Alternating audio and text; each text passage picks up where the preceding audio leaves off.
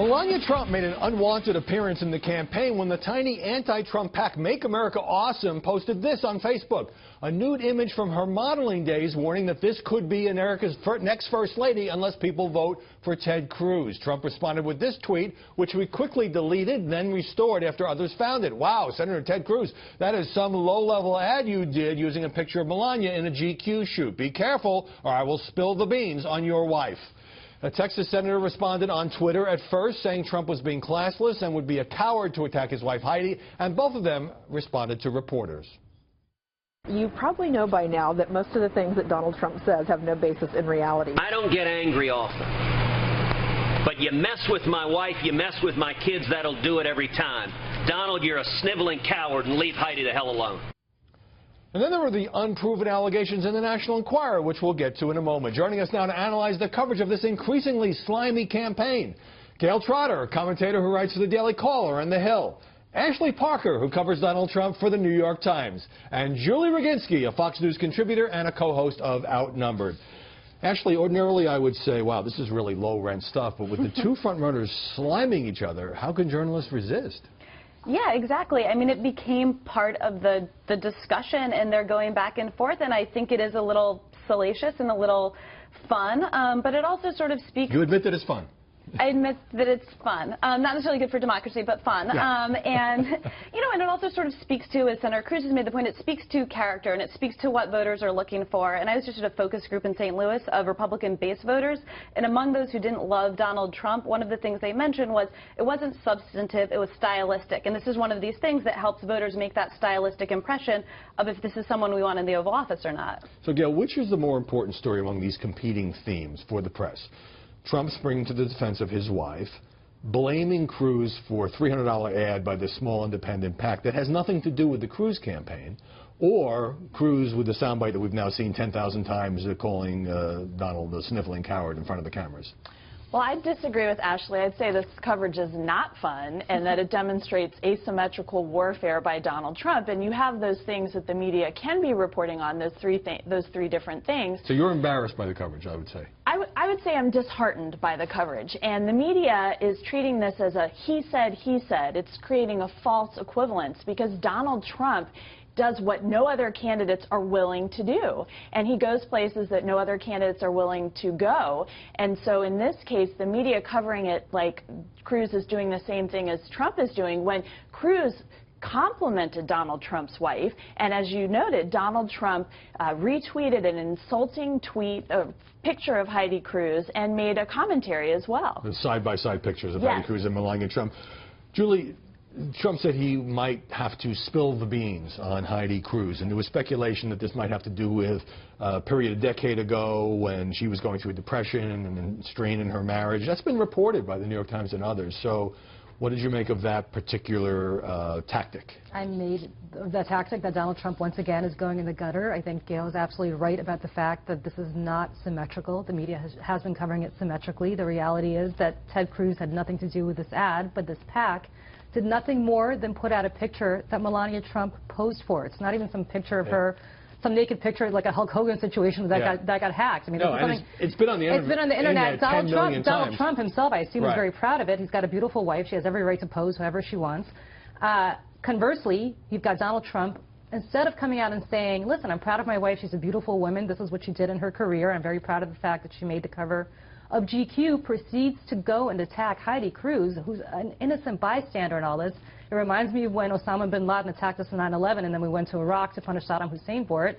One thing had nothing to do with the other. Poor Heidi Cruz ends up a victim in all of this, and the media has been covering it as a tit for tat, as opposed to the fact that Donald Trump was clearly in the wrong, and Ted Cruz, I'm certainly not a fan of his, had nothing to do with this other than defending his wife as any husband should. Although I think it's fair to say Cruz has seized on this to express his outrage. And of course he should. Well, now, after that Trump tweet, Megyn Kelly of Fox tweeted seriously, taking a little shot at Donald Trump, who has taken plenty of shots at her, some of them unfair.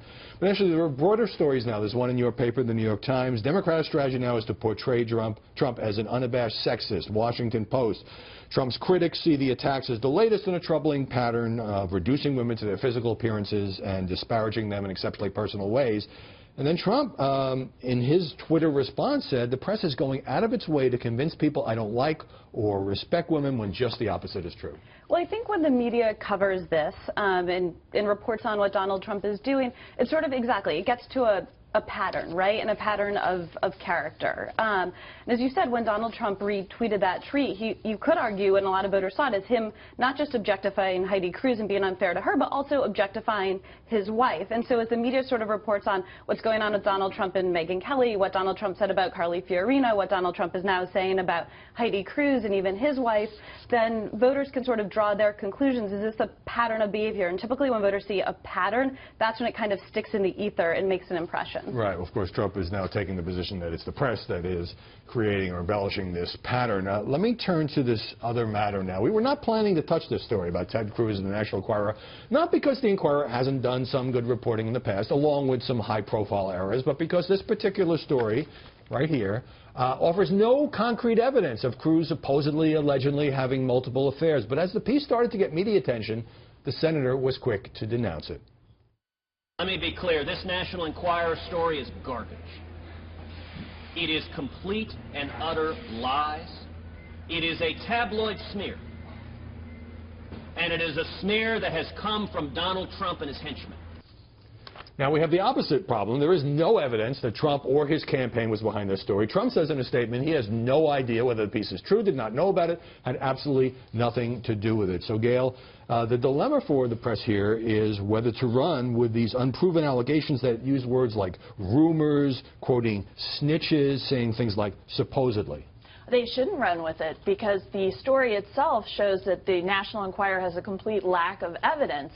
Under the law, a public figure has to have a much higher standard to prove defamation, and that's why if you look at the article itself, it conceals the identity of the 5 women in the story. And so for the press to run with this, it shows that they are taking something that is not sourced, that does not have evidence, and trying to insert it in the presidential campaign. I think many news organizations, not all, were trying to ignore it, but then, as we just played, Senator Cruz at a meeting with reporters, not in response to a specific question, Ashley, brought it up. So how does that, or should that, change the equation? I mean, I think it makes it more complicated, certainly, because I think that, those rumors have been around for a while in Washington, and a lot of media organizations did nothing with them, didn't even try to report them out. They appear in the Inquirer, and I think the morning begins, and everyone is kind of thinking we're going to steer clear of this muck. It's unproven. There's no names. There's, no name sources. So the New York Times was not planning to follow up? I don't think it was something we were going to report on, no.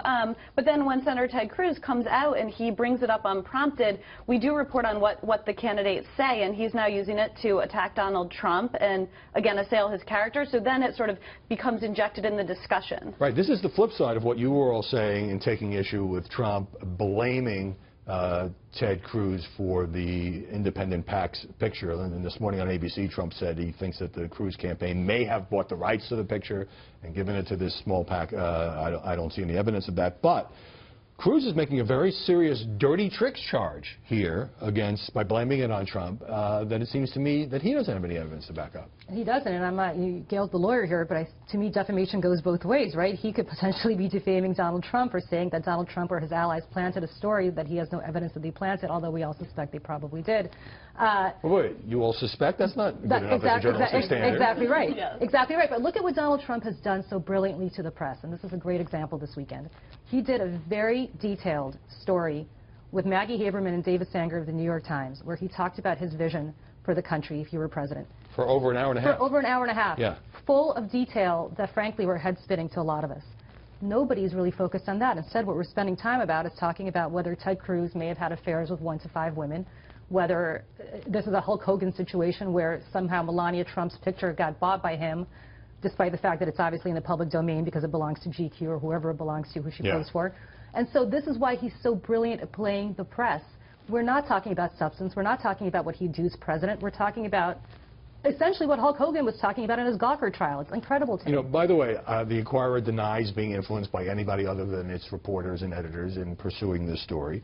And, it is true that Trump is friendly with the CEO of the Inquirer's parent company, David Pecker, and it is also true that Roger Stone, who had been a kind of an unofficial advisor to Trump, is not anymore, is the only person quoted on the record, as Cruz pointed out in this piece, just saying, well, these rumors have been out there. Well, that's not good enough, I think, for journalistic standards. But, you know, I've done a lot of reporting on the Inquirer over the years. Inquirer was right in the O.J. Simpson case, and John Edwards having a love child, and Tiger Woods' multiple mistresses. Sometimes it runs a rumors heating up story as a way of getting sources to come out of the woodwork. It doesn't have the story nailed down, but it hopes to get to a more definitive story.